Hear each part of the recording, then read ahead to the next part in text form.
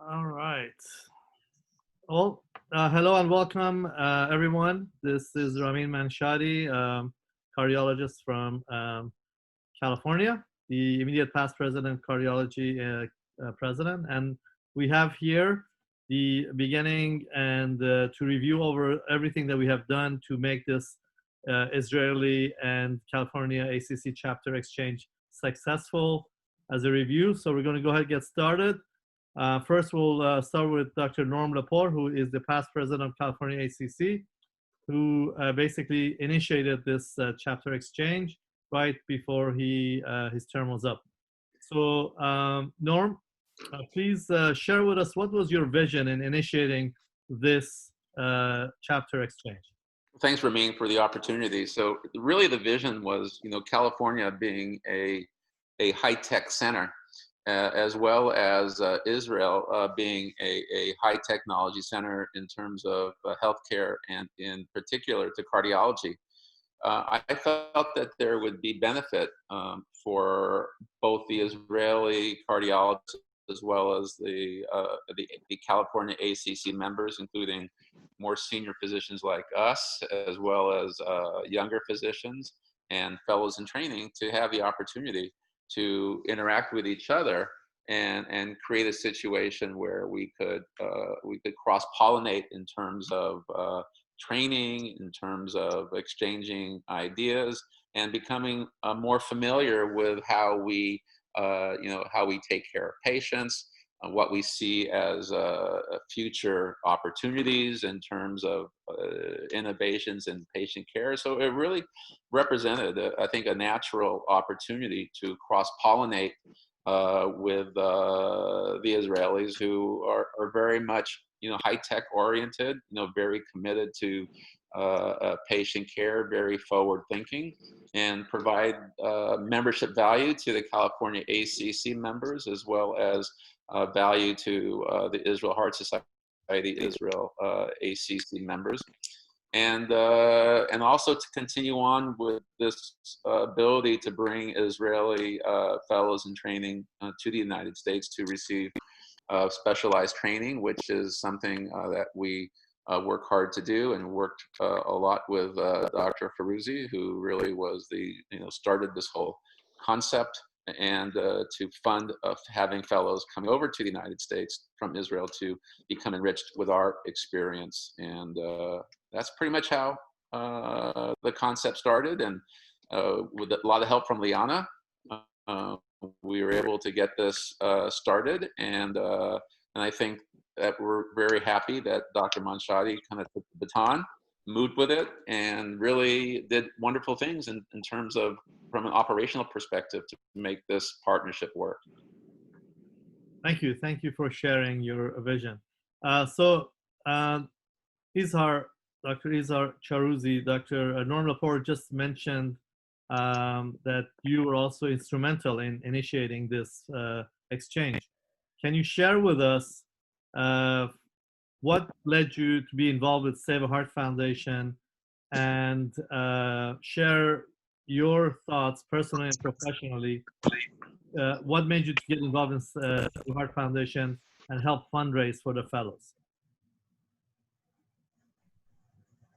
Yzhar, are you there?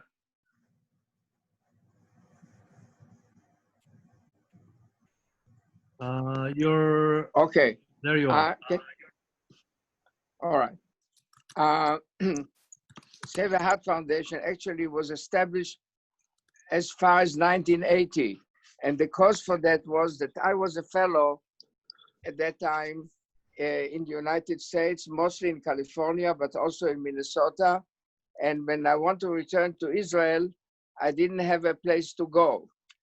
And so by default, I stayed in the United States. And I made the decision that this is not going to happen, that people from Israel should come and should be able to go back to their position. So we established the organization where, I think we lost the image. Can you hear me? Yes, go ahead. Okay, I'm sharing the video, some slides. Go ahead. Okay. So the idea was that we are going to bring fellows from Israel with the proviso that they have a position to go back to. And since then, we have been quite successful, and we have trained over 40 Israeli cardiologists, and including one cardiac surgeon who mostly returned to Israel. And as you can see, Doron Zager, who is now the president of the Israel Heart Society, was a fellow here, was the William Gens Save Heart Foundation fellow. He remembers very well. I gave him a hint at the beginning of the conversation because Dr. Gens used to say, "Let me tell you," that was his favorite expression. He didn't want to hear, he wanted to tell. And when Doron and I, when we think about it, we always laugh. So we have been quite successful with that, but we fell into a snag about 15 years ago when Cedar Sinai all of a sudden did not accept private funds and did not allow us to function. So we had to bring, instead of to Cedar Sinai, we had to bring fellows to USC. And then came Norm with his vision to combine the California chapter with Save the Heart Foundation. And that was a win-win situation because we were able, with his help and the help of others, to recruit enough money to bring 2 fellows that are now on the way to the United States, not right now, but within the next few months, one to Stanford and one to Cedar Sinai. So that's basically the story. Perfect. Thank you so much for sharing. So Dr. Ron Kornowski, who was the immediate past president, and Dr. Doron Zager, who is the president of IHS, Israel Heart Society. Can you please share with me, Dr. Zahger, what was your thought since our first meeting, and what was your vision for establishing this chapter exchange? The California Association with Israel Heart Society has been established, as Yzhar said, over 20 years ago, almost 30 years ago, by Yzhar and the Cedar Sinai group, then Norman and the others. And so many of us, including myself, have trained at Cedar Sinai that it is definitely the single most important center of training for Israeli cardiologists at this time. There are more Israeli cardiologists, senior ones trained at Cedars than at any other single institution. And with this in mind, we were thrilled by the suggestion made by Ramin and Norm and Paul Wong for this innovative cooperation with Stanford. This is a very exciting opportunity, combining basic research and some clinical training. Israeli cardiologists are very much hungry for opportunities for further training, and this is a world-class center, a world-class training opportunity, and of course we embraced it. And the Israel Heart Society is extremely thankful for everything that was done by everybody who is here and others to make this possible. This is an extremely important opportunity for us, and we are very thankful to all of you for your hard work in making this dream possible. Thank you very much. Thank you, Doron. Thank you, Dr. Zager. Lianna, can you please share with us how the mechanism, how did the money flow from Save the Heart Foundation to California ACC, then to the institutions, and from institutions to the fellows? If you can share with us 30 seconds to a minute, Lianna. Certainly. Thanks, Dr. Manshadi. Yes, absolutely. California chapter of the American College of Cardiology is fortunate enough to have a foundation, which is a tax-exempt entity here in the United States, established for education. And so the chapter, through its foundation, is able to accept funds raised by Save a Heart Foundation. We maintain those funds, provide financial backup to the Save a Heart Foundation. And at such time as Stanford or Cedars has a fellow can request the funds for that year, which we will then send directly to the training institution. And then at that time, the training institution will be able to distribute those funds to the fellows on the schedule that they determine. Perfect. Thank you for sharing that, Lianna. So Dr. Ronen Rubinstein, who was the secretary for the Israel Heart Society. I remember our first meeting that Norm put together in Chicago, I believe. I believe it was in Chicago for a breakfast. And he was sitting right next to me. We were very all excited to have this program started. So Ronen, what are your thoughts? What was your initial thoughts about starting this exchange, and what challenges were you thinking about at the beginning?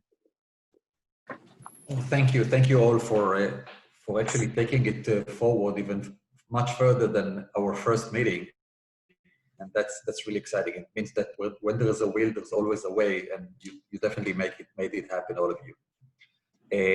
I think what we had in mind at that time is that the things that made us to be associated is our interest in innovation and in training, and those were actually mutual for both parties. We thought that from the Israeli point of view, the unmet need is definitely training, and I think the challenges were that there was a problem of getting a clinical fellowship at the time for Israeli fellows, and we were thinking about research fellowship with the incidental patient care, and then dividing the time. That was at least thoughts at the time. And from the Californian point of view, we thought that one of the ideas that was raised is that some maybe early career or mid-career cardiologists can come to Israel for shadowing for a week or two in Israeli institution and see how things are done, especially with in regard to innovation, and then link them to many of the startup companies or innovation things that are going on in Israel. As you are all aware, 40% of biotech startup in Israel are related to cardiovascular medicine. One of the ideas was initially maybe to do it in November, December, and then to continue for the ICI, the Innovation Cardiovascular Intervention meeting, which held every year in the last 20 plus years in Tel Aviv.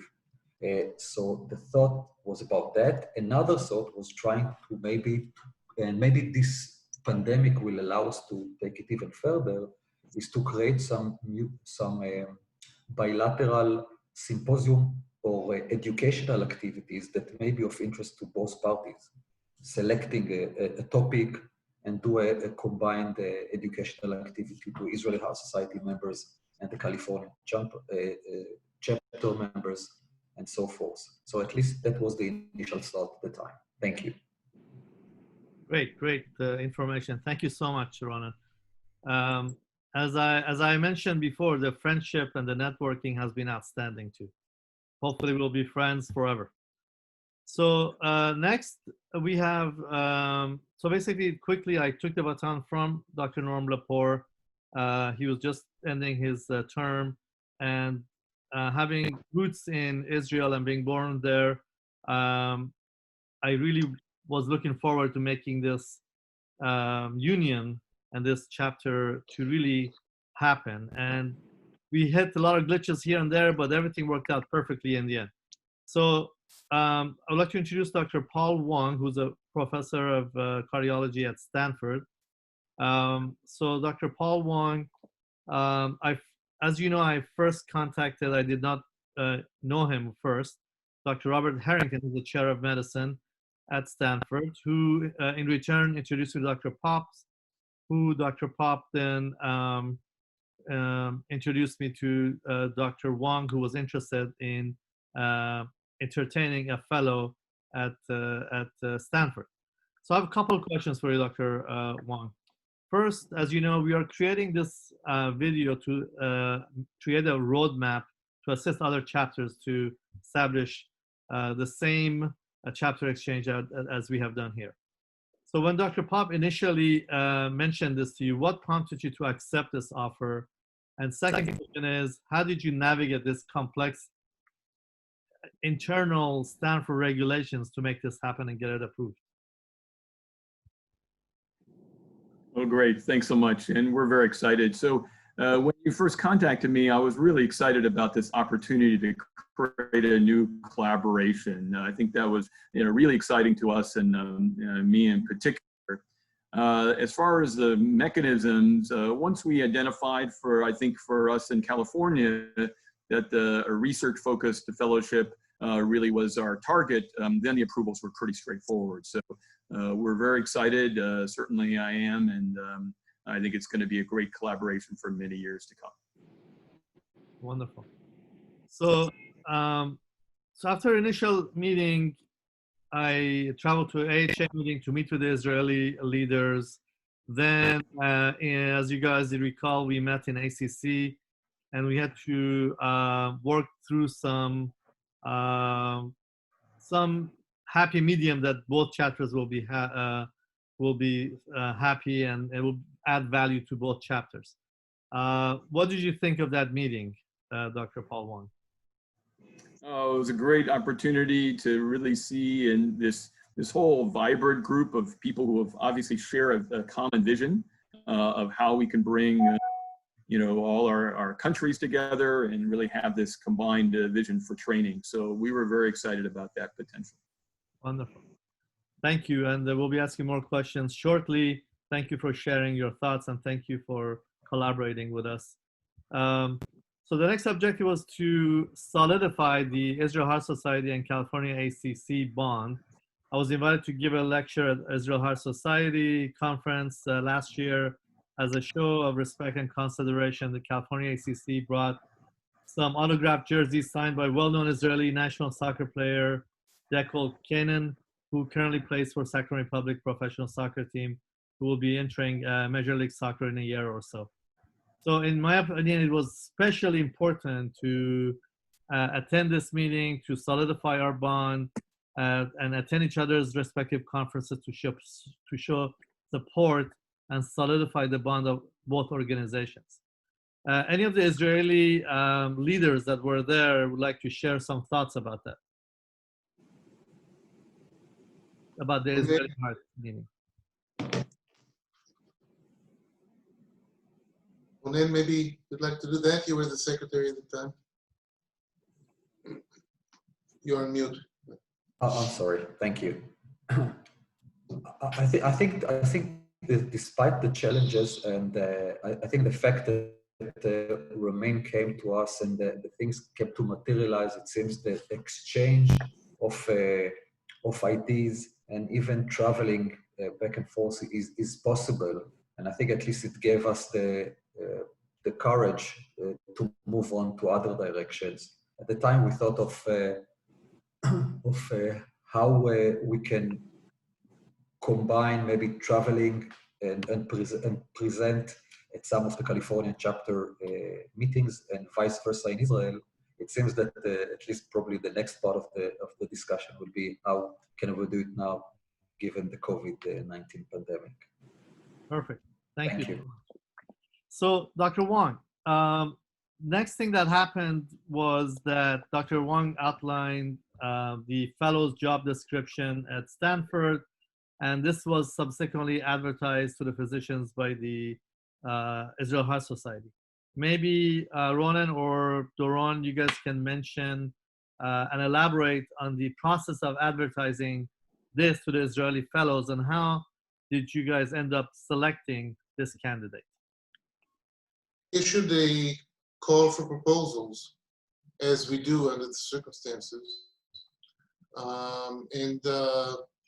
What we do normally when we have similar opportunities, we issue a call, we define the requirements of the position, and people apply, and then we have committees that pre-select. And what we normally do, we then present our selected candidate. Occasionally we present more than one, but usually we present one candidate to the US side, and if the candidate meets their approval, then this is done.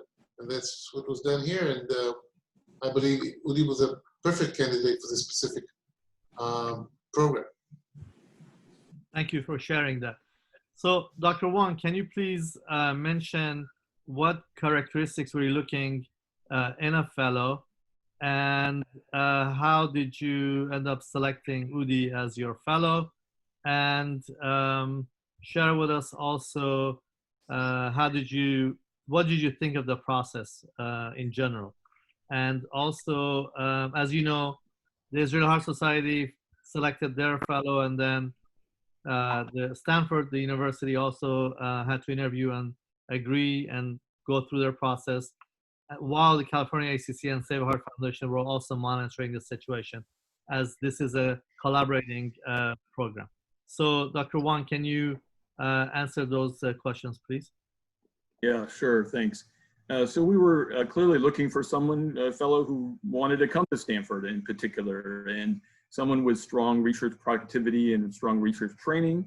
And we're particularly interested in someone who was interested in medical technology innovation in the Stanford biodesign process. And so this vision of a combination of doing clinical studies, ex vivo studies, and medical technology innovation was really what we're looking for, and someone who in fact would have a very high likelihood for academic success in the future is what we were looking for. And in terms of the process, Doron contacted me, and with Udi being the candidate, and we were thrilled. Udi and I had a chat on Zoom, and immediately we realized, I think this is going to be a great collaboration. We were very excited to have it. Perfect. Thank you so much. So finally, this was the process to find our fellow for Stanford. And then, of course, there were some glitches here and there between medical board and then the executive order from our President Trump about the foreign professors or foreign trainees to come to the United States. But fortunately, we were able to work with California Medical Association, American Medical Association, and the National American College of Cardiology, and find ways to make this happen. And I just I'm mentioning this because it's so important to be able to collaborate with our sister organizations to make things happen, and this is important. So now, finally, we have our fellow, our first inaugural fellow that will be starting this program at Stanford. Doron mentioned that Cedars-Sinai has had this for a long time, but in a different ways, but through California ACC and Stanford, Udi is our first fellow. So Udi, thank you for joining us. How do you feel to be our first inaugural fellow, and what are your expectations, and what are you hoping to gain from this experience? First of all and foremost, I would like to say thank you for choosing me for this prestigious EP Research Fellowship. I look forward to attending this program, and I'm excited to work with Professor Wang and learn from him and his associates. Stanford has been my lifelong dream, as it is a world leader in the field of EP, which I've been passionate about since graduating med school. Following my graduation, I decided to further pursue my EP-focused research and enrolled in a PhD. My PhD investigated new optogenetic and cell-based approaches for modulation of cardiac bradyarrhythmias, both in vitro and in vivo. Our results were published in Nature Biotechnology. My PhD in the next few months, I will be completing my cardiology residency, and I would like to take this opportunity and thank all the people who supported me along the way. The Israeli Heart Association and Professor Asali, the Director of Cardiology in Meir Medical Center, who endorsed my candidacy for this wonderful program. My hopes for this program are to deepen my understanding in the new research methods available in Stanford, to incorporate the knowledge and experience gained during the fellowship and bring some of these research approaches back to Israel. Also, I hope that following the completion of the fellowship, we could establish an arrhythmia-focused binational scientific collaboration, both from a clinical and research standpoint. Thank you so much, Udi. And I'm looking forward to meeting you when you start your program here. So thank you everyone for finding time to make this happen. I'd like to wrap this up with Norm and Yzhar since they were the ones that initiated this.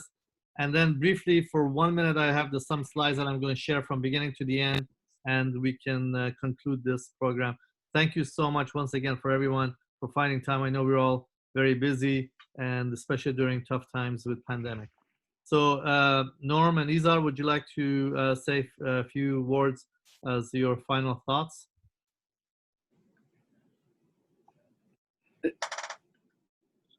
Okay, yeah. First of all, I'm delighted to have this conversation, and I think we should have it more often because with the flow of fellows, we'll have some new ideas and new issues. So I'm congratulating you for initiating this virtual meeting, and I'm looking forward to continue work very tightly with all of you for this wonderful cause. Thank you so much. Now, if you have 1 minute, I'm going to show you the slides and we'll be done. Thank you. Hold on 1 second. Okay, where did it go? Wrong slides here. Yeah. Can you all see this? No. No? Okay. We see you, but we don't see a slide. Okay, I said share a screen, but it's not working. So don't worry about it. I'll send you the slides. Thank you for everyone for your time. Thank you. And Thank you. bye-bye. Thank you. Thanks, everyone. Thank you so much. Thank you. Bye-bye. You stay safe. Bye-bye. Bye-bye. Take care.